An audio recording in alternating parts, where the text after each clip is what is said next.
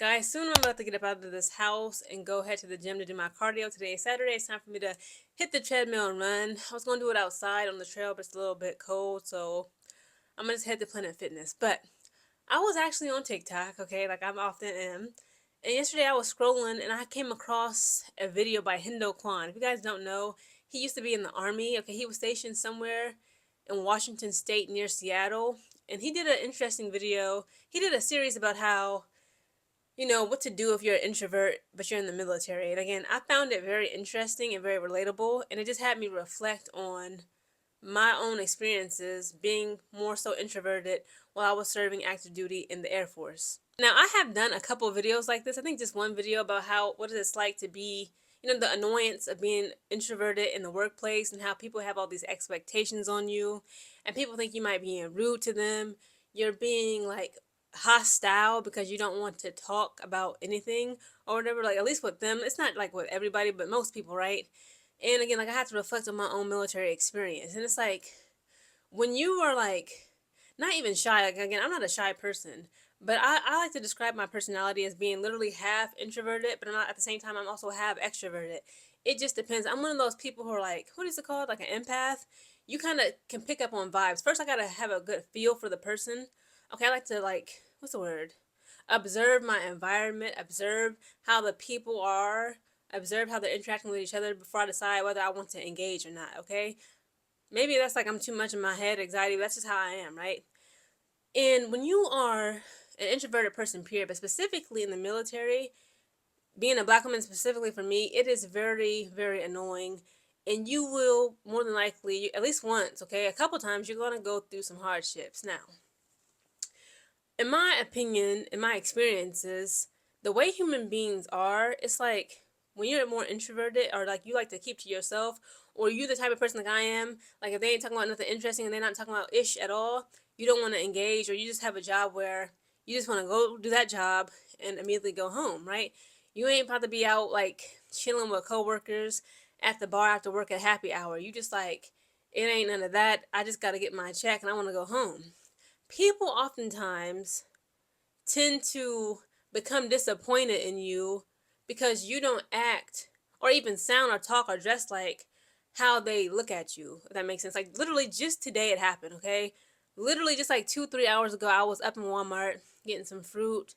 I had to get light bulbs, I had to get some coffee filters. I had to go just do and get the essentials that I need from Walmart. And I actually got to go back after I go to the gym because I got the wrong cartilage for my Airwick, like the scented plugins to make, the house smell good. I got the wrong cartilage, but anyways, right, that's neither here nor there. I'm up there by the fruit aisle. Okay, I'm getting bananas, tangerines, the little cuties. I love those.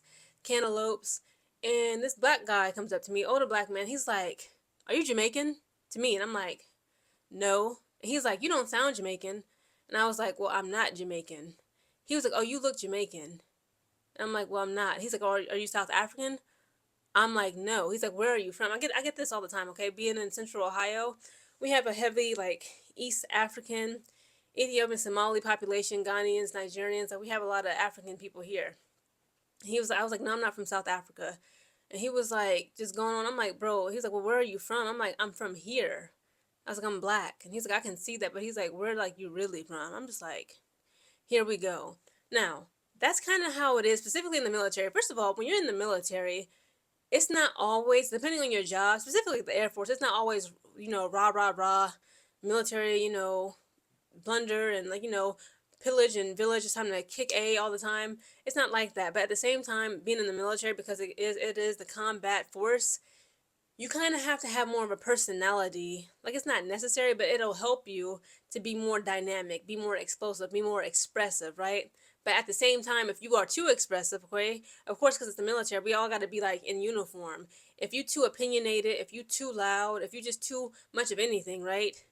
That's also a problem, okay? But again, like I remember when I had first got to my first duty station, Eglin Air Force Base in Florida, and again, like people perceived me as being whatever, like the loud party girl because like how I looked. And I ain't even gonna lie to you, let's be honest, because I'm black, okay? When you're black, people will just automatically be like, okay, that's the girl to go to for a party. Woo woo woo. She like to hang. And again, like I do like to sometimes, but majority of the time they're like, what are you doing tonight? What you about to do this weekend, Geneva? I'm like, I'm about to kick it. Like I'm about to either had homework to do.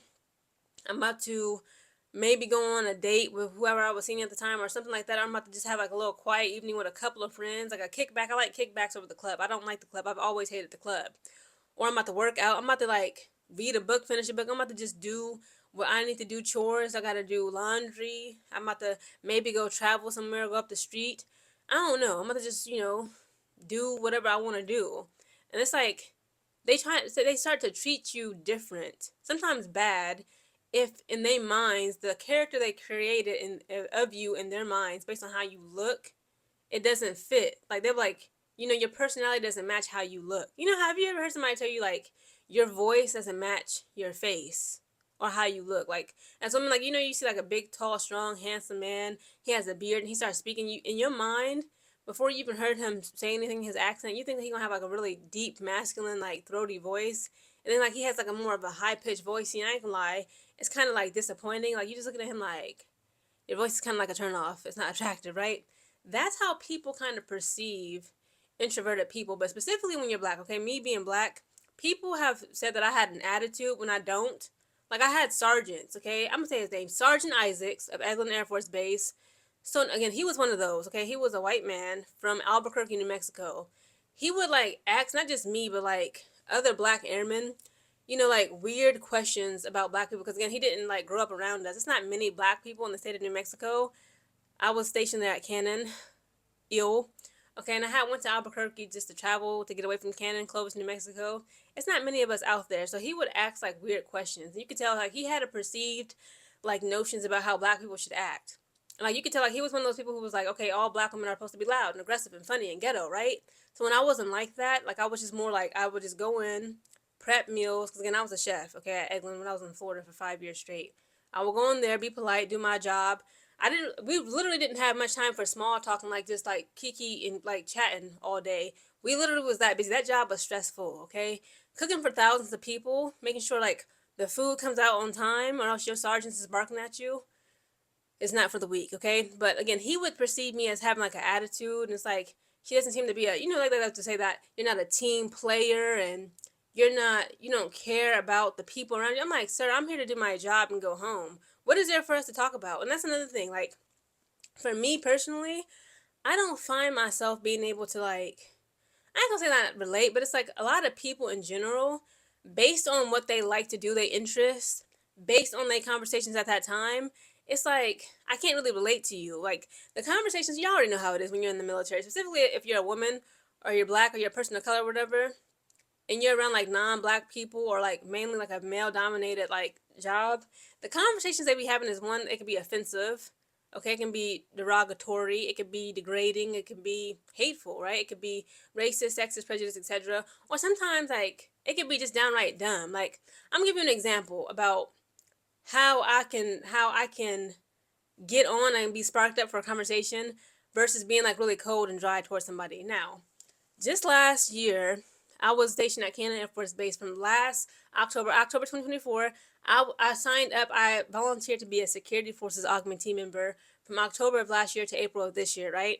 Now, when I was there, I remember it was two different occasions. At one occasion, I was working golf too, okay? That was like the Portales Gate. Very chill, laid back. It's like the most spacious of all the golfs or gates that you could work. And I remember it was such a dry conversation. It was these two dudes. They're cool people, but they were just going on about how, because the one guy, one airman, I ain't gonna say his name, but he's Mexican. He's from Mexico, and he was talking about how like he wants to take this one guy. He was this white guy from Oregon, okay, like from a small town in Oregon. How he wants to. He's like, what, you should come to Mexico with me. And the white guy's telling him like, no, Mexico it just seems so scary. I ain't gonna lie, I agreed with him. It seems so scary. I don't want to get kidnapped. The cartel. It just seems so dangerous and deadly. He's like, nah, trust me, it'll be all right. Like I'll take you to the good parts of Mexico, not the bad parts. And they just like this conversation was like on a loop. It just kept on going back and forth for like 45 minutes. And he telling him how like he's too afraid to go to Mexico. And like the Mexican airman is like, trust me, like bro, he's like naming these like these places, Baja, Mexico, where to go, and like all the food and stuff and the culture you can experience, and it's like it's no violence and drugs and stuff there. This conversation again, it was like on a loop. Okay, it went on for like 45 minutes. I didn't say anything. I was literally just studying the corner, studying my security forces, whatever. Because at that time, I had like you have to take a test as an augmentee to be not RFL, but I forgot what it's called. I don't know. I didn't forget all of my security forces training low key, but I was just in the corner quiet, just studying. It was just like, to me, like, Houston, you're really, really like quiet. I'm just like, I'm not quiet. I just don't have nothing to add to the conversation. One, I don't want to go to Mexico either, and two, I have to study. I have things to do. I have to lock in. Now that was just one instance when I was at Golf 2. Now another instance, this was like back this past February or March. I was at Golf 1, the main gate, as an augmentee. I talked for hours to not only the flight chief, and again, it's not just because he's the flight chief, but he had interesting conversation. But it was another airman that was like a new airman, Torres. We was talking about the Illuminati. We was talking about if aliens really exist. And he was telling me, it was crazy because I was learning a lot from him. He was telling me how like scientists have figured out that octopus, like the octopus in the sea and in the oceans, they low key can be like aliens. They're pretty much aliens because they're not like the way their bodies are, they're not really of this earth. And like we was just tripped out. It was like a Saturday, a down day. You know, if y'all security forces, y'all know on the weekends, like even the main gate, it'd be like dead. So it's like four of us out there. It's like we were taking turns, doing our rotations. So for hours, we literally just in there having a blast, talking about all these conspiracy theories about the Illuminati. And around that time, I remember that black helicopter, the Black Hawk helicopter, in like January, it was an Army helicopter. It crashed and went down over Washington D.C. We was talking about that, all the conspiracy theories. Like we had a blast. So again, like it's just not. I don't want to like come across as though like all introverts. Like a lot of people perceive us as being like a-holes. We just are hostile. We don't want to open up. It's like it just depends. Okay, not all, but like me, again, like I see myself as being half introverted, half extroverted. It just depends on the vibe, the climate of the room, the people in the conversation. If y'all talking about some nonsense or like I just don't care, I don't have nothing to add, then I just don't care. I don't have nothing to add to that conversation. Now, if y'all talking about money, I don't care about politics, history, art, music. I love music, sports, things that food, like things like that. Like I'll probably more than likely have something to add to the conversation. But overall, I ain't gonna lie, being introverted in the military is not easy. Okay, you will struggle, but it's like I don't want to tell people to like be fake. This is just like my little advice to give. Just try to make effort and like sometimes like you have to initiate the conversation in order to be perceived as like even smart but funny, attractive, competent, intelligent, etc., etc. Even if it's like somebody that you don't think you'll gel with in the military, just initiate conversations, just say hello to people, and just initiate conversations and interests that you like. Okay, we all have interests like hobbies and things that outside of work or even job related. It could be something as simple as like, did y'all see last, in that meeting, all the questions so and so asked? He needs to stop that. He no, we don't no, don't do that. Actually, gossip, and that's another thing. If you refuse to gossip on the job in the military, it's an issue. Like people will badmouth and complain a lot. If you're one of the people who's like you just see that as a waste of time, you're gonna be the odd one out. Okay, so again, this has just been my little quick video. Well, not quick at all. I'm almost on 14 minutes now. Wow. This has just been my video just telling you about my experiences being introverted in the military. Yes, it is not easy. Yes, you will more than likely face hardships, but all you can do, again, don't change your personality for nobody. Don't change period at all, but just try to initiate conversations and seem approachable.